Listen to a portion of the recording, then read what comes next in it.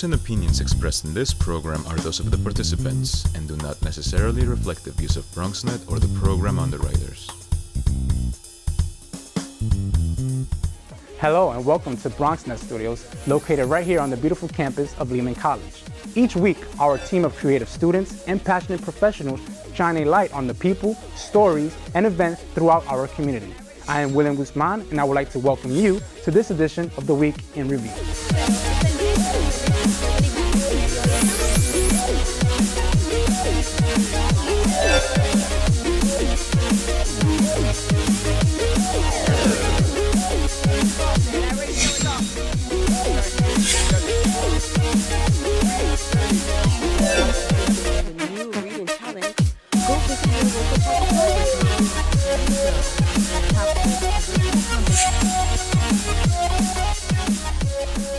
Hello and welcome to the Week in Review. Still I Rise is the theme that provides women with the opportunity to showcase their talent in hip-hop through the celebration of Women's History Month. Reporter Mandy Reyes tells us more. Mama's Hip Hop Kitchen Volume 10 provides women with the opportunity to showcase their talent in hip-hop through the celebration of Women's History Month. Co-founders Latere and Kathleen Adams break down for us what Mama's Hip Hop Kitchen has accomplished within the last 10 years. We created Mama's Hip Hop Kitchen because we felt that there was a need for there to be a safe space, especially for women and women of color in hip hop. We weren't trying to do anything the first year. We thought 75 of our friends would come. Literally, 500 people came, and this was actually our first year was in the Chelsea section of Manhattan. From year 2 going forward, we've actually been able to be privileged to be in the Bronx at Hostos, and they provided us the space, therefore allowing us to grow to 1,000 plus people every year. We do this because it's so important. Like, you'll see the kids' faces today. They're so excited. The grandparents, the babies, the moms, like the single dads. Yeah, it's like a single dads. The uncles that bring their nieces and nephews. Clan. Yeah. Because they want to be that role model because maybe those kids don't have a dad present. Aside from creating a safe space for women in hip-hop, Mama's Hip Hop Kitchen's annual theme helps to promote the importance of social consciousness. Volume 1, we didn't really have a theme thing. It was just an overall like reproductive justice, feminism, HIV/AIDS, which is always a part of what we do. Just the baseline, yeah. Right? We're just reproductive justice, HIV, an organizing platform for women. Let's see what happens. But we knew that we needed to talk about those things because that laid the framework of like what we always want to keep in our forefront as we grow. Although hip hop can be a battlefield of words, Mama's Hip Hop Kitchen Still We Rise emphasizes the importance of unity and empowerment in the hip hop community. I think Still We Rise is like, every once in a while there's going to be a challenge. The struggle continues, it never stops. So it's what you do to overcome those obstacles, to continue to rise above just all obstacles, all challenges, and to really establish yourself as a strong woman. Through all of the elements of hip-hop, women are continuing to be empowered. And, there's one thing that's on the mainstream, but there's also a whole nother movement happening for women to be able to stand and establish themselves. Mama's Hip Hop Kitchen is like a way for us to unite and come together.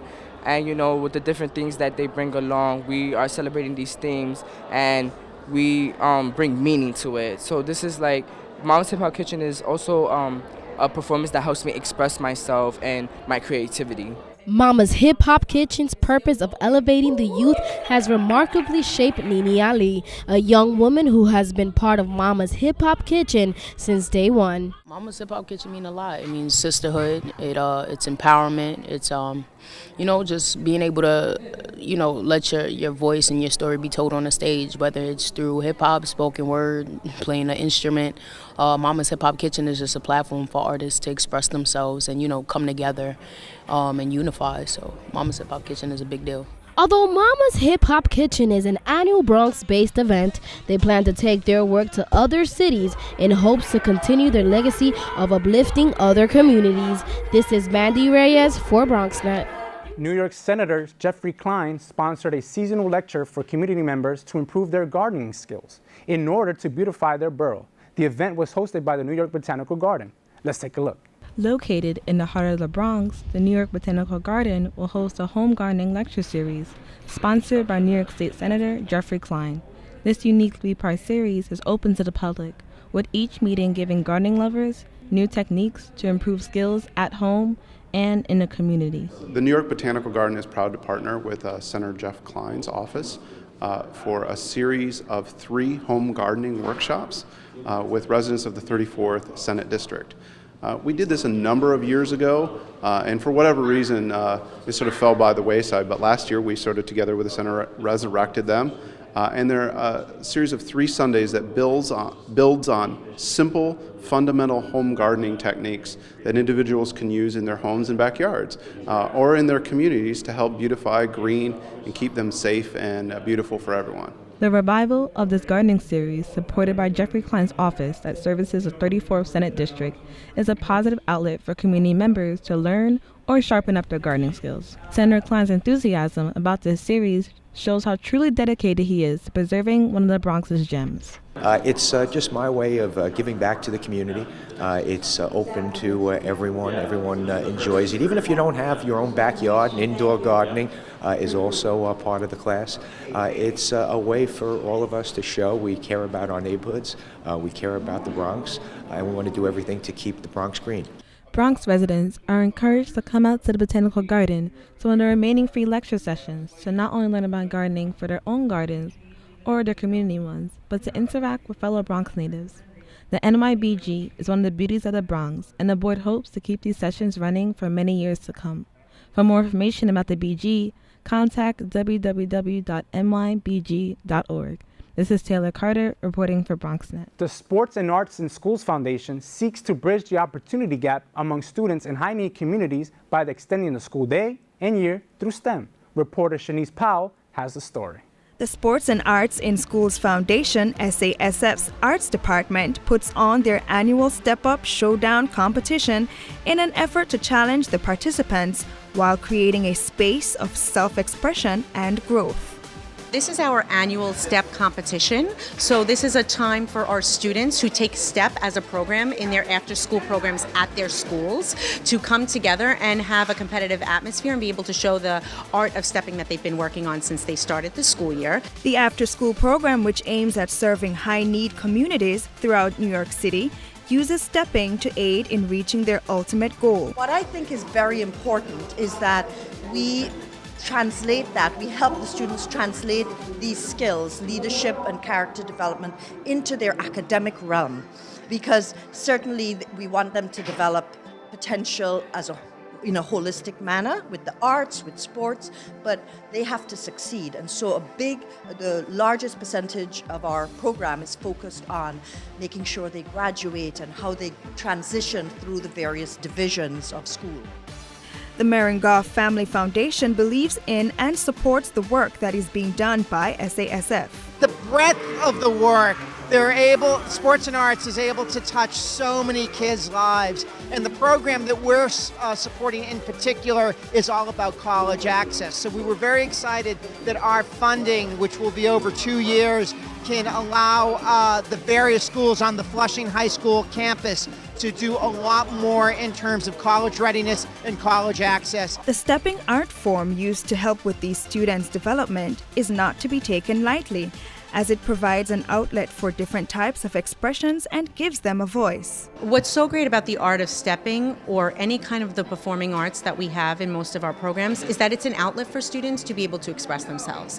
What's really nice about stepping is there's the opportunity for chants, for spoken word being put throughout. Already, the students benefit from the experience before even hitting the stage.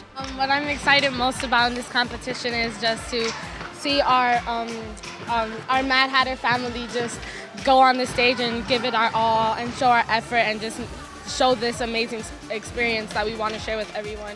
I want them to learn, and I want them to grow, and I want them to build strength and courage, because they were really scared, and I see the progress starting now. It's been a learning experience. Stepping into confidence, these team players now enjoy the benefits of character development, all thanks to the SASF Step Up Showdown competition. This is Shanice Powell from BronxNet.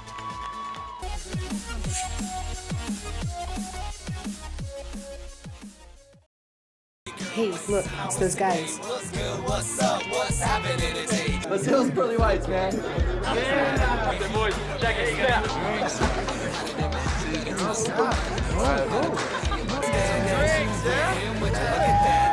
Stand up, do my terrorists, don't compare us.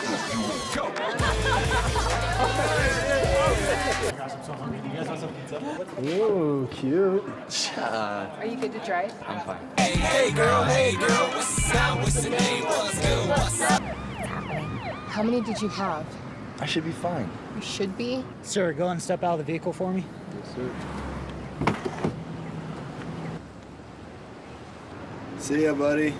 Today, Sean's got a hearing. We'll see how it goes. Good luck. So turns out, buzz driving and drunk driving, they're the same thing, and it costs around $10,000. So not worth it.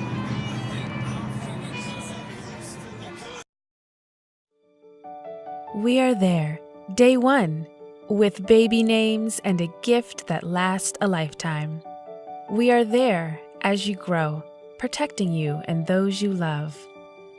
We are there when you get your first job, helping you to save for the future. We are there when you marry your sweetheart to help secure your new life together. We are there if the unexpected happens to help you see life from a new perspective. We are there when you start your next chapter to make sure you get off to a great start. And we are there when you lose your soulmate to help make sure you will be all right. We are with you through life's journey. Social Security, securing today and tomorrow. Get to know us and see what you can do online at socialsecurity.gov. This video produced at U.S. taxpayer expense.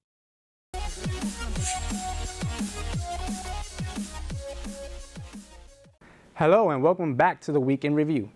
New York City Controller Scott Stringer held a conference on his proposed plan to help make senior life right here in New York more comfortable and affordable. Reporter and my good friend Arlene Makoko tells us more. New York City's senior population is about to experience a surge, says New York City Controller Scott Stringer, who at a press conference announced the time is now for the city to act. First, we need to create safe, healthy, affordable housing options. Second, we need to develop more livable communities. And third, we need to support the well-being of older New Yorkers. Joined by senior advocates at the Greenwich House Senior Center at Washington Square North, Controller Stringer released a report called Aging with Dignity that outlines, among other things, a 19.2% jump in the population from 2005 to 2015. This while the Department of Aging's budget is a mere 0.4%, which amounts to roughly $300 per senior. We believe we must freeze rents for more seniors. With the fastest growing populations in the Bronx and Staten Island, Controller Stringer wants to see a holistic agency-by-agency approach to ensure the effective delivery of services. He also wants to see the development of a policy called Aging in Place, allowing seniors to continue living in their homes rather than nursing homes. And he wants the city to automatically enroll seniors in the Senior Citizens Rent Increase Exemption Program, also known as the SCREE program, which freezes their rent to 30% or below their income. If we plan properly if we break down the silos in the agencies and start a robust planning process, I think we're going to be one of the great aging in place cities around the world. And I think that's also going to increase tourism and retirees who will also come to the city and not be afraid of barriers, whether it's in an apartment or hotel or on the streets of our city. Bobby Sackman, Director of Public Policy for Live On New York, was also there citing her concerns over the lack of adequate funding provided for seniors through the Department of Aging. One of the most important pieces that he called for today is a citywide plan. Every city agency in New York City should have a plan. How are they serving seniors now? How are they going to serve seniors in the next 2 or 3 years, in 5 years? These waves are going to keep coming, and it's not something to dread, it's something to celebrate. There is great momentum when we grow old, and so how will the city continue to include us in its life's blood and benefit from our presence as well? We need a city plan.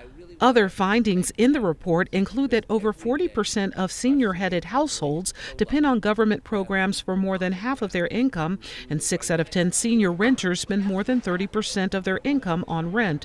Among the agencies that can make a difference in the quality of life for seniors include the Department of Transportation, HPD, and the Department of Taxation. Several agencies will have to get on board for this report to actually affect policy, but the numbers alone show that it's something that will get their attention. For BronxNet, this is Arlene Makoko. The office of the Bronx Borough President sponsored a panel called Bronx Tech Meetup for residents who are interested in the tech industry at the campus of MCNY. Let's take a look. The field is competitive, but panelists at this Bronx Tech Meetup, sponsored by the Office of the Bronx Borough President, say landing a tech job and thriving in this career is possible. Just ask Aaliyah James, an intern at Perscolis, now in her 5th month at Barclays Investment Bank as an information risk manager. The field, the IT field, is very vast, and you can go from different angles, and I find that in the IRM team, I'm able to incorporate the things in my personal life as well, too, that we're protecting data, and I need to protect my personal information as well, too. So I'm learning things that I can apply to my life as well, and I'm also learning from a tech perspective how important it is to protect your data. The desire to see more stories like Aaliyah's is why Majora Carter, a co-founder of Bronx Tech Meetup, decided to create it in 2014. And today, with over 800 members, she wants Bronx residents to meet the movers and shakers in the industry and get hired. There's a big diversity issue in tech, or rather lack of diversity in technology. So this, for the Bronx community, I think is a real world example of the way many of us have actually gotten a start or gotten people started in technology. Now interest has grown with an expansion of positions available. There's so many other positions, but I think people just look at the coding aspect and overthink their ability to jump in there, which it's not that hard. But if that is intimidating, there's so many other roles: project management, product management, business development, customer service, all the same things every other business has, because at the end of the day now every business is a technology business. The panel, moderated by Ray Sanchez, General Counsel for the Office of the Bronx Borough President, included Chris Ayala from the Bronx. He's a liberal arts major who shared his first job in the tech industry. I've worked from a company that's in IT for a company that's 500 years old, for a company that got chartered by the King of England, and to now to high-tech media startups. So I've had the whole spectrum of technology experiences. Along with Miguel Sanchez, CEO of Mass Ideation, Julian Rodriguez, CEO of Access Bazaar, was also featured. If you'd like to join the discussion, the Bronx Borough President's Office is hosting a Bronx Tech Summit on April 28th all day. It'll be right here on the campus of MCNY. For more information, you can go to bronxbp.nyc.gov. For BronxNet, this is Arlene Makoko. No Longer Empty is a nonprofit organization that takes old and abandoned buildings in order to recreate them with a new artistic design. Reporter Aliyah Herndon has the story. No Longer Empty is a nonprofit organization that takes old and or abandoned buildings and recreate them with an artistic design. The purpose is to make communities around the city retain the same sense of beauty that is no longer existing. The people that work behind this organization strive for those, both young and old, in the community to grasp art by any means. Our mission is to expand audiences for contemporary art by moving art out of the institutions into the heart of communities. And our being in communities is very much about listening, learning the narratives, learning the jewels and the treasures that are in different communities and bringing those to life. And we very much connect people to stories, to other institutions in their community. We connect local artists to citywide, national artists. And we've done 2 exhibitions in the Bronx, and coming back here tonight was a kind of celebration of the work we've done here. The night consisted of 4 honorees whom the members of NLE believe expressed their passion of art throughout the New York community. The artists discussed on how No Longer Empty supports their artistic mindsets and the driving force they give to others like themselves within their own organizations. I think we take a lot of things for granted in our society, and I think what No Longer Empty does is really ask us to look deeper at our neighbors, about the places that we kind of walk past every day and don't consider as worthy, and then start to reinvest in them. It really is for the community, but it's also for the art world. The spaces are just beautiful, and they put together really good exhibitions with artists. I do think that it's a very creative response, and No Longer Empty does a good job in engaging the artists of color, the community artists, and the people of the community, and I'm very much for that. I was so honored because it's actually something I've always wanted to do.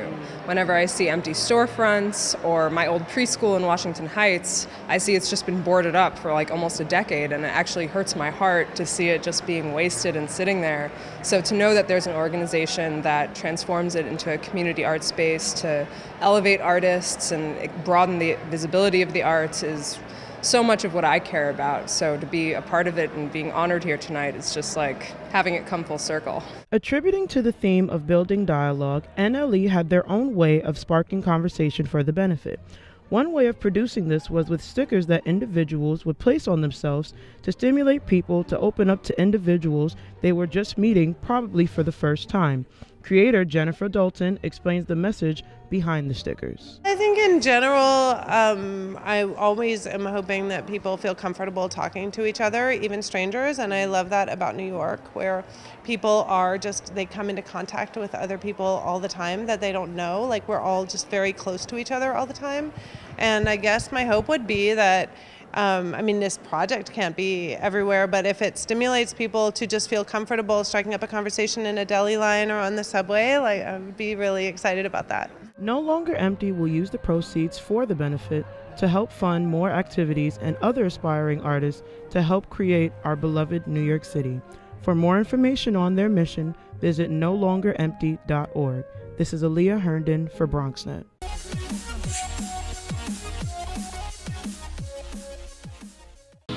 Coming to you from our BronxNet studios, 4 new shows highlighting some of the best of the Bronx has to offer.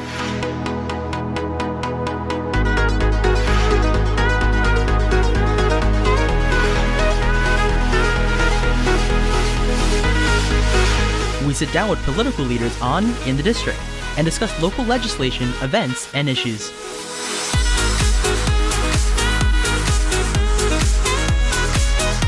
See how the community and business come together with The Bronx Now on BronxNet.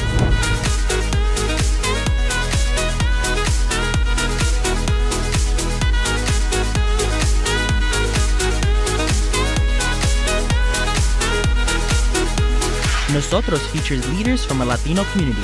Meet those who are moving to make a difference in public service, business, arts, and culture.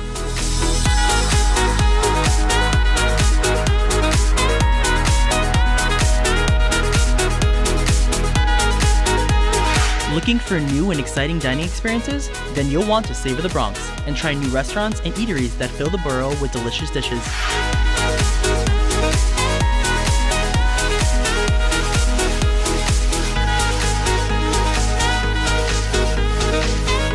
We have it all, so experience the Bronx in new and fresh ways on BronxNet.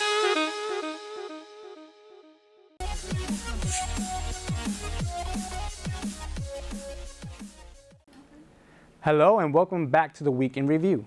If you missed any part of this week's show, be sure to check out all these stories and more on BronxNet.org, Fios Channel 33, or Optimum Channel 67. And don't forget to keep up with us through social media. The annual Somos Conference in Albany featured government and business representatives from around the state, and the Bronx maintained its valuable influence within the event. Let's take a look. The Bronx was the most noted presence at the 30th annual Somos Conference in Albany. Dozens of elected officials, community, and business leaders from the borough flocked to the state capitol for the legislative conference, this year celebrating a special anniversary. Today, here we are celebrating the 30th anniversary of Somos, and the Bronx is still well represented. Since I became chairman, we added a new event, a collegiate summit, to give a platform to young adults to come and talk about their aspirations, the challenges they face, and career development. And we had an incredible turnout. It's a platform to empower that generation to do just as good, if not better, than some of us have had an opportunity to do. Yesterday, we had a rally with 100 of the students that were with us to call for a message of unity.